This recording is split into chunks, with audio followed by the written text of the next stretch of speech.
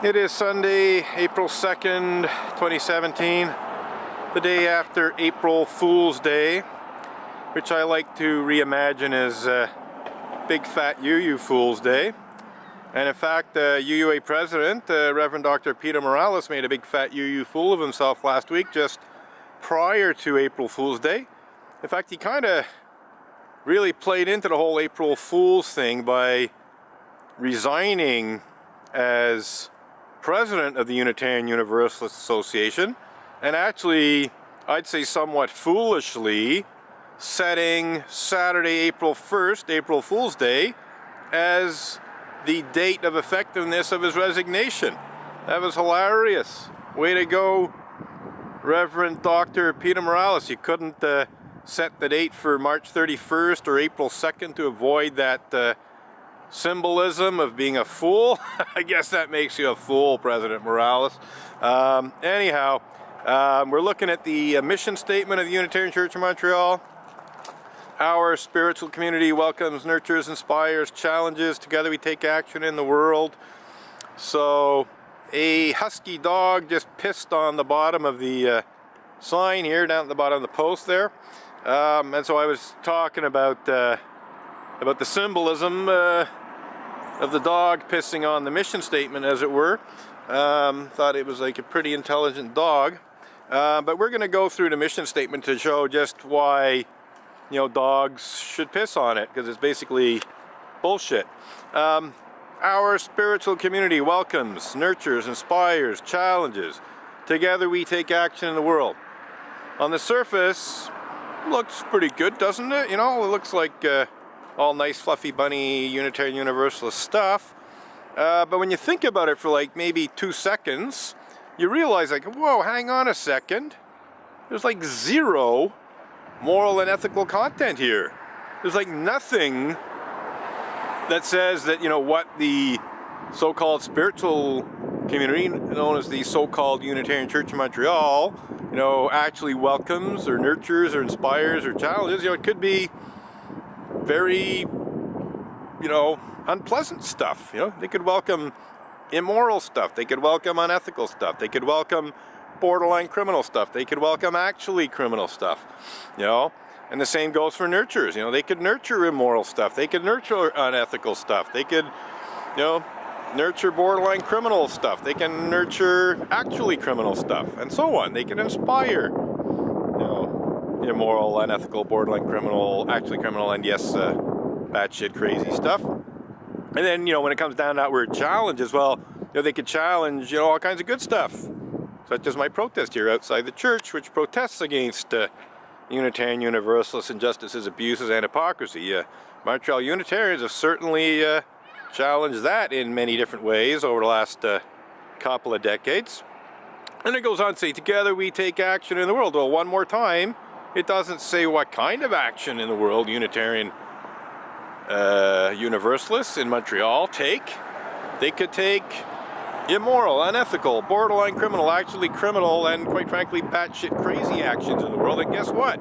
They do. I'm not saying they do all the time, but, just as they certainly, I'm not going to say they don't do anything good in the world. They do some good stuff. I'm not going to say that they don't do anything good. But unfortunately, they also take actions in the world that are in fact immoral, that are in fact unethical, that are in fact borderline criminal, that are in fact actually criminal. If you want to know like the criminal stuff, just in terms of my protest, I've been physically assaulted by some Montreal Unitarians. I've had my picket sign stolen by some Montreal Unitarians. I've had false accusations brought against me by Unitarian Universalists, Montreal Unitarians.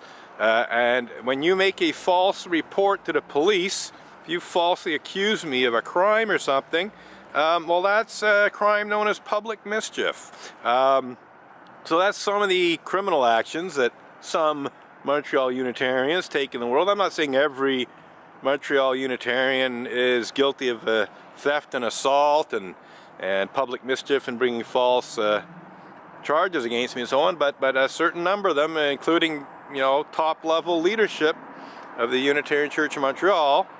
In fact, the people who have assaulted me and who have stolen my picket signs tend to be the higher level leadership. So So it's not like the ordinary run-of-the-mill Unitarian Universalists that have assaulted me or stolen my picket signs. It's basically been, well, in one case, the president of the Unitarian Church of Montreal, in one case, the religious education director of the Unitarian Church of Montreal, that kind of thing, you know. So anyhow, we're going to continue with our little protest here, but I just wanted to do that little, you know, examination of the pretty well worthless mission statement of the Unitarian Church of Montreal. Good morning. Oh, hi, how are you? Didn't recognize you right away. Yeah. Maybe get the mustache. Yeah. Oh, well, it takes a week. Yeah. It takes a long time. But I don't think you had a mustache last time I spoke with you. I could be wrong. No, I had short hair. Yeah, exactly. It was like 1 year. Yeah, it's a while ago, yeah. Yeah, having fun this morning. Oh, yeah? As usual, yeah. Oh, well. Are you planning to go to Peru? I'd like to. It costs money and so on, but... If you have a 3K... Yeah, exactly. That would be about... but I'd need extra money for flying over to Nazca Lines and stuff like that, you know, so... yeah, exactly. Yeah. Well, I might do... like, I might even try to get it financed because, like, I'm doing research and stuff, so I might be able to persuade some people to, you know, finance a trip to... I know somebody did it for the... how do you call it? Cheese? Research in cheese, because, you know, because Canada has a lot of kind of cheese. Right. And I don't know how he got finance for that. Oh, okay. I mean, it's... I'll keep it in mind. Sounds simple, but it works. Right. Okay, catch you later. So, this is a Peruvian fellow who comes to Unitarian Church every now and then. Oh, that's Mark Abley. Okay. Having a little chat with him.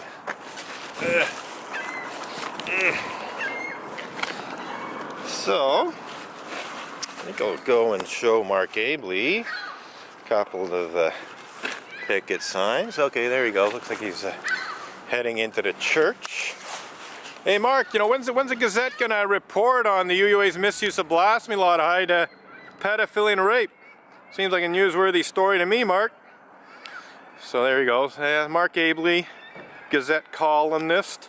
I actually just recently made a serious push to get the Gazette to report on the fact that the Unitarian Universalist Association has falsely accused me of the criminal act of blasphemous libel and legal bullying that seeks to hide such despicable crimes as pedophilia and rape committed by certain Unitarian Universalist ministers. And once again, the Gazette essentially has certainly failed, with a big capital F-A-I-L, and I believe has refused, once again, because it's done this in the past, to share with the Montreal public, the Quebec public, the Canadian public, and indeed the American public, the fact that you know, not only does the Unitarian Universalist religious community have a bit of a clergy sexual misconduct problem, but the Unitarian Universalist Association goes to extreme and even foolish lengths to try to hide its clergy sexual misconduct problem, such as by hiring Stikeman Elliott, barristers and solicitors litigation lawyer, Maitre Marc-Andre Coulombe, to falsely accuse me of the criminal act of blasphemous libel and clergy sex abuse cover-up and perhaps even denial legal bullying. Because when I say denial, you know, some of what Maitre Coulombe said in his initial demand letter could be interpreted as an outright denial of any pedophilia and rape committed by Unitarian Universalist ministers. I've sort of strayed away a little bit from discussing that, so we'll come back to that. Maitre Marc-Andre Coulombe accused me of making unfounded and vicious allegations to the effect that ministers of the Unitarian Universalist Association engage in such despicable crimes as pedophilia and rape. And according to Maitre Coulombe, my allegedly unfounded and vicious allegations were defamatory, and they were so defamatory according to Maitre Colombe, that they constituted the criminal act of blasphemous libel. Turns out Canada has a blasphemy law in the Canadian Criminal Code. Carries a 2-year jail term if you're convicted of it. Well, a maximum 2-year jail term. I mean, I suppose if I was actually convicted of blasphemous libel, in that it would be my first criminal offense, I might get off with a less serious sentence than 2 years. I might even get off with no jail time at all, you know. But nonetheless, you know, in theory, if you are convicted of the criminal act of blasphemous libel, well, you can be jailed for a period up to 2 years. You think that's funny? I'm not laughing at you. Okay. So I said something that Montreal Unitarians would have a bad habit of laughing at, actually. So, okay, so this woman is going into church. So she claims she wasn't laughing at me. I suppose she could have had some other stray thought that she was laughing about, but you know, she is, you know, if she was just a member of the public, I'd take her at her word that she wasn't laughing at me, but now I'm not so sure because she's going into the Unitarian Church in Montreal, and she was laughing when I was talking about the criminal act of blasphemous libel carrying a 2-year jail term. You know, that's exactly when she laughed. I think I have reasonable grounds to believe that she was laughing about that, you know, about my talking about the UUA falsely accusing me of a crime that carries a jail sentence of up to 2 years. So anyway, getting back to Maitre Colombe's allegations, you know, he accused me of making unfounded and vicious allegations about Unitarian Universalist ministers engaging in such despicable crimes as pedophilia and rape, to use his own words. I'd done no such thing. I had blogged about Unitarian Universalists, one of whom wasn't even a minister, just an ordinary lay leader, to the best of my knowledge, who were charged, tried, and convicted of such despicable crimes as pedophilia and rape, and actually spent more than 2 years in jail for their despicable crimes, because they were sentenced to jail terms. Well, I think in the case of Reverend Mac Wallace Mitchell, he was sentenced to 8 years in jail for raping teenage Tibetan refugees who he had lured away from their families in India with promises of a better life in America. I think he only served 4 before being released on parole or whatever.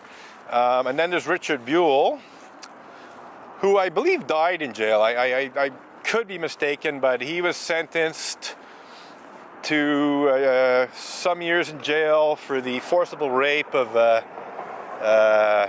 preteen girls who were no older than 12 years old at the times the rapes took place, and could have been as young as 6 according to some estimates, certainly somewhere between 9 and 12 according to the generally accepted information that was made available to the public. He was sentenced to, I can't remember exactly how many years, and I believe he had an illness, possibly cancer. Anyway, he died, you know, while incarcerated. I mean, he was probably in the hospital or something in the final stages, but he never got out of jail is what I'm getting at. He died a prisoner for his despicable crimes of both pedophilia and rape, because he was the Unitarian Universalist who I described as a pedophile rapist, because that's exactly what he was. He was a rapist who raped very young girls, and because the girls were 12 and under, possibly even as young as 6, well, that makes him a pedophile rapist, I think, in pretty much anyone's books, not just mine. So I was being accused of blasphemous libel for blogging about these 2 Unitarian Universalist rapists who had been charged, tried, sentenced, went to jail, and their crimes were reported in newspapers. I mean, not quite sure what's unfounded about that when I got the information from newspapers. So I wrote back to Maitre Colombe and I said, well, I'm having considerable difficulty finding the Emerson Avenger blog posts that match your description of unfounded vicious allegations to the effect that ministers of the association engage in such despicable crimes as pedophilia and rape. I can't take them down if I don't know where they are, you know, so you better identify them. You better tell me exactly which blog posts you're talking about, since you want me to take them down. You know, I can't take down blog posts that aren't identified. So, and I asked them specifically, you know, give me the titles of the blog posts in question, give me the internet addresses, that is the URLs of the blog posts in question, or at least give me the date so I can go and see the blog posts you're talking about and decide how I want to govern myself, because, you know, down at the bottom of the letter it says, do govern yourself accordingly. In other words, do what I say. And what he said was take down the blog posts. So I expected Maitre Colombe to come back with the titles and URLs and dates, and then I would have come back and said, well, I don't know if you read the blog post, but it says right in it that they were convicted and went to jail. You know, did you bother to run a fact check, you know, to see whether they were unfounded or not, you know, before accusing me of making unfounded and vicious allegations? I was going to rub his face in it a little bit. What does he do? He writes back and he says, your claims not to be able to find the offending material are not credible, blah, blah, blah, blah, blah, basically accusing me of lying, in saying I was unable to find blog posts that matched his description. So I had to write back to him and say, no, you don't understand, Maitre Colombe. I know where I wrote about Unitarian Universalist pedophiles and rapists. I just don't know where the unfounded blog posts are. You tell me where the... Yeah, it's hilarious. It's a unique honor and privilege to be accused of blasphemy in the 21st century by atheists.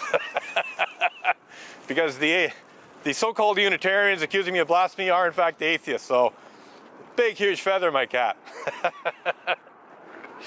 So this guy saw my picket signs and laughed.